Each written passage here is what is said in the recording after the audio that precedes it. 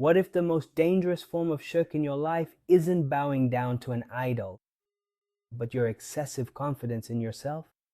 What if the real reason many people collapse isn't poverty, envy, or circumstances, but a single moment when they said to themselves, I did this all by myself? My dear, this isn't just an ordinary idea. This is a disaster called the Shirk of causation, and the Qur'an exposed it 1,400 years ago. But most people live this every day without realizing it. I'm Mohammed, and this is Hamza Podcast. The most dangerous thing a person can fall into isn't obvious disbelief, but attributing credit to the cause itself or to one's own effort, and forgetting that the true doer is God. That's why in the story of the owner of the two gardens in Surah Al-Kahf, the man didn't say, I don't believe in God, but he said something much more dangerous. He attributed the success of his gardens to his own knowledge, to himself, and to his superiority, and he boasted, saying, I have more wealth than you, while in reality it was God who created the two gardens and placed a river between them and surrounded them with palm trees and prepared for him all the means that made him think they were of his own making. The injustice to oneself here is not just arrogance, rather it is that a person thinks that land, water, knowledge, and experience are complete causes. So he believes that his success is guaranteed, and that what he possesses can never be lost because he is clever. And this is where the downfall begins, from within. And the believing companion did not argue with him about economics or even agricultural expertise, but struck him at a deeper point in his awareness, reminding him of his origin, that he was dust, then a drop of fluid, then a man. And he told him clearly, the credit here is not yours, but God's, who created you and shaped you. So the correct understanding is not to say, I succeeded, but to say, what God wills, there is no power except with God. This means, my dear, that success is not by the strength of muscles, nor by the intelligence of the mind, nor even by a person's cleverness, but by God's will first and last. And here lies a terrifying truth. Causes do not work by themselves, but only work if they are permitted to. Look at the story of Prophet Noah, peace be upon him. The waves were not random, but were commanded. They took Noah's son, but did not touch the ark, nor did they wet Noah's clothes. This means, my dear, that the waves are not actors, but executors of orders. And the ark itself did not save Noah, but God, who carried him on it, not the planks. And the story of Prophet Hud, peace be upon him, proves the same idea. The fierce, biting wind did not destroy everything, but only what it was commanded to destroy. But the story that shatters the illusion of causes is the story of Prophet Abraham, peace be upon him. The fire that burns everything suddenly burned only the chains and did not touch a single hair on Abraham, peace be upon him, because the matter is not in the hands of the fire, but in the hands of God. And here is a shocking truth. The ground you are standing on right now is not fixed. It is a sphere suspended in the air. And what holds it up is not just gravity, but the power of God. Even the food you eat, my dear, is not something simple. Every bite is the result of an entire system of rain, growth, transportation, and precise planning since the creation of the heavens and the earth. This means that your whole life is not just the result of your intelligence alone, but rather the result of a precise divine care that you do not see. In other words, a person does not control the beginning of his own existence, so how can he boast about its end? Your entire life, your sustenance, your living, and your dying is all in God's hands.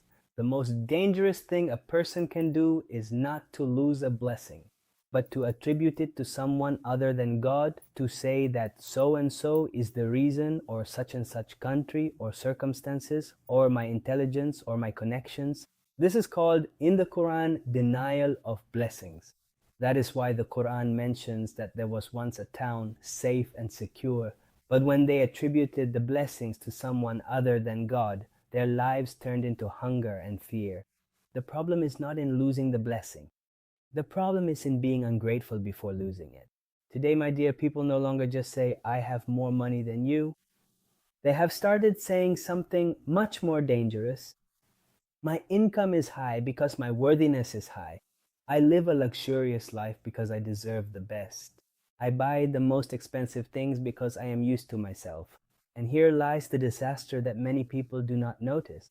People no longer attribute blessings only to their intelligence, but now they attribute them to their personal worthiness, as if sustenance is a reward for competence and not a gift from God. And the Qur'an, my dear, exposed this disease before it appeared in the terminology of modern self-development. The owner of the two gardens did not say, I stole or wronged anyone, but rather he said, I am better than you, meaning I deserve it more than me. And this is exactly what happens today. Someone is born in a safe environment, in a stable country, with good health, with a strong mind, with better educational opportunities, and then confidently says, I deserve this life because I am smarter than others.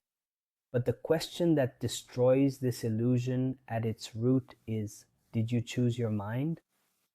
Did you choose the country you were born in? Did you choose your health? Did you choose the opportunities that come to you? Look at the prophets. The prophet of God, Noah, peace be upon him, was not saved by his own merit, but by God's mercy. The prophet of God, Abraham, peace be upon him, was not saved by his own strength, but by God's command to the fire. And the prophet Muhammad, peace be upon him, himself said to his companions something that shakes arrogance from its roots. No one will enter paradise by virtue of his deeds. This means, my dear, that even the greatest people in history will not enter paradise because they deserve it. So, how can someone today say, I live a luxurious life because I deserve it? This is not self-confidence. This is a modern version of the idolatry of causes, but it is wrapped in sophisticated words like personal entitlement, self-development, success, and personal value. The real danger is not in saying it with your tongue, but in believing it in your heart. The Prophet's, peace be upon him, advice, preserve Allah and He will preserve you, does not just mean obedience, but to affirm the oneness of Allah completely, and do not attribute actions to anyone other than Him. Even when you take the means, you must seek help from Allah first. Because the truth that people do not like to hear is that if the whole nation were to gather to benefit you with something, they would not benefit you except with what Allah has written for you. And if they were to gather to harm you, they would not harm you except with what Allah has written for you. The pens have been lifted and the pages have dried. So, my dear, we are commanded to take the means, but not because the means themselves bring success, but because Allah has commanded us to take them. However, the true doer is Allah. And the moment you forget this truth, you begin to fall, even if you are at the peak of success. Peace.